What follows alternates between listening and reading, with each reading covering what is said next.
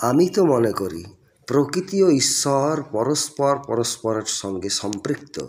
প্রকৃতিই ঈশ্বর, আর এই খোলা মুক্ত প্রকৃতির মাঝে সবুজ দিগন্ত বিস্তৃত, সেই প্রকৃতির মাঝে ঈশ্বরের অবস্থান।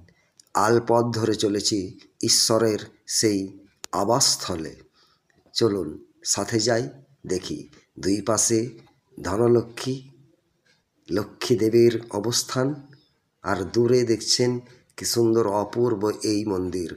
খোলা প্রকৃতির মাঝে এই মন্দিরের অবস্থান দেখুন কি অপূর্ব সুন্দর।